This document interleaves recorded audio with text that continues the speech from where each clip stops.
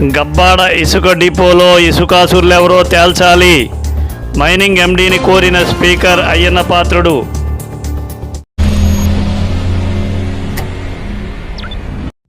G7 న్యూస్కు స్వాగతం. అనకాపల్లి జిల్లా నర్సీపట్నం మండలం గబ్బాడ ఇసుక డిపోలో జరిగిన ఇసుక దందాపై విచారణ చేయాలని AP assembly speaker CH Ayyanna Patrudu mining MD Praveen కుమార్ను కోరారు. సోమవారం ఆయన నర్సీపట్నం మండలం గబ్బాడలో ఏర్పాటు చేసిన ఇసుక డిపోను సందర్శించారు. ఈ సందర్భంగా ఆయన మైనింగ్ ఎండీతో ఫోన్లో మాట్లాడారు. గత ప్రభుత్వ హయాంలో ఎటువంటి అనుమతులు లేకుండా రాజమండ్రి నుండి టన్నుల కొద్ది ఇసుకను గబ్బాడ డిపోకు తరలించారన్నారు. దీనిపై జిల్లాలోని మైనింగ్, రెవెన్యూ అధికారులకు ఎటువంటి సమాచారం లేకుండానే ఈ తతంగమంతా జరిగినట్టు ఆయన వివరించారు. అక్కడి నుండి వచ్చిన ఇసుక ఎంత, ప్రభుత్వ పరంగా అమ్మకం చేసినదెంత, ప్రస్తుతం ఇక్కడ ఉన్న నిల్వ ఎంత అనేది తేల్చాలని ఆయన కోరారు. ప్రస్తుతం అక్కడ 63,000 మెట్రిక్ టన్నుల వరకు ఇసుక నిల్వలు ఉన్నట్టు ఆయన ఎండీకి వివరించారు. అదేవిధంగా అనకాపల్లి జిల్లాకు ప్రత్యేకంగా రాజమండ్రిలో ఒక రీచ్ కేటాయించేలా ఎండీగా మీరు అనుమతి ఇవ్వాలని స్పీకర్ అయ్యన్న పాత్రుడు కోరారు.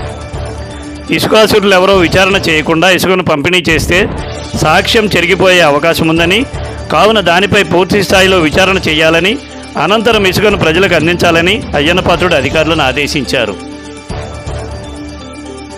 మెట్రిక్ టన్నులు ఇసుకండి. ఇసుక ఎవరు తెచ్చారో ఎవరు తెలియట్లేదు. గవర్నమెంట్ చెప్పలేకపోతున్నారు, గవర్నమెంట్ ఆఫీసర్లు చెప్పలేకపోతున్నారు, పోలీసులు చెప్పలేకపోతున్నారు, ఎవరు చెప్పలేదు. ఎలాగొచ్చింది ఇసుక? ట్రాన్స్పోర్ట్ చేస్తే ఎవరు ట్రాన్స్పోర్ట్ చేస్తే కదా ఇక్కడ వస్తుంది. రాజమండ్రి నుంచి ఎవరు తీసుకొచ్చారు, ఎవరు ట్రాన్స్పోర్ట్ చేశారు, ఎవరు చేయట్లేదు. ఎందుకు వచ్చింది ఇసుక? 63,000 మెట్రిక్ టన్నులు చిన్న విషయం కాదు కదా. అంచేది మొన్న ఏంటంటే మేడం గారు వచ్చి ఇది ప్రజలకు ఇచ్చేస్తా ఉన్నారు. అలా కదమ్మా, ఇచ్చేస్తే ఎవిడెన్స్ పోద్ది. కేసుకి ఎవిడెన్స్ ఉండదు కదా.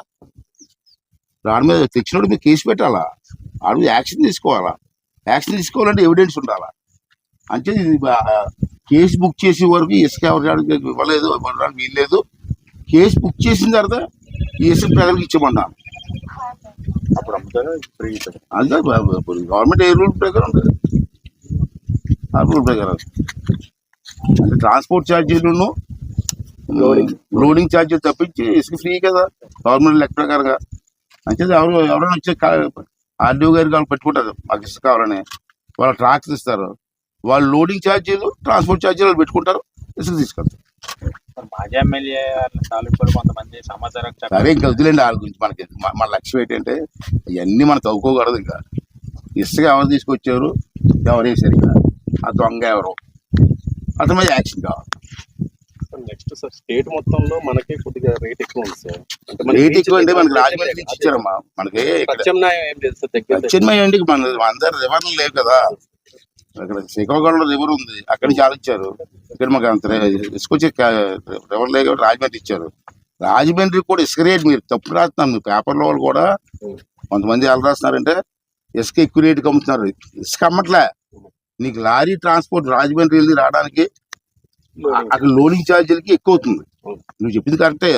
అనకాపల్లి విశాఖపట్నం జిల్లాలో అన్ని జిల్లాల కంటే రేట్ ఎక్కువ ఉంది. ఎందుకు రేట్ ఎక్కువ ఉందంటే ట్రాన్స్పోర్ట్, లోడింగ్ ఛార్జీలు. రాజమండ్రి వెళ్తున్నాయి లారీలు, రాజమండ్రి నుంచి వస్తున్నాయి, ఈ ట్రాన్స్పోర్ట్ ఛార్జీలు ఉంటాయి కదా, దీనివల్ల ఎక్కువ అవుతుంది.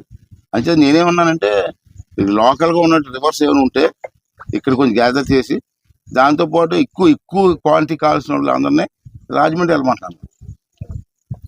లోకల్ చిన్న వాళ్ళు ఉంటారు కదా, ఈ చిన్న వాళ్ళు ఉన్న రివర్స్ ఉన్నాయి మనకి. తాండవా రివర్ ఉంది, ఇవన్నీ పక్కన రివర్స్ ఉన్నాయి కొన్ని. మాకర్బాంధర్ ఒక రివర్ ఉంది, ఏటికొప్ప ఒకటి ఉంది. ఇవన్నీ వచ్చి చిన్న వాళ్ళకి చిన్న ఇల్లు కట్టుకోవాలా. వాళ్ళకి ఇక్కడ ఇచ్చి పెద్ద బిల్డింగ్స్ కట్టుకున్న వాళ్ళకి, వ్యాపార సంస్థలు కట్టుకున్న వాళ్ళకి రాజమండ్రి ఇస్తే గొడవ పోతుంది కదా. సింపుల్ థింగ్ కదా.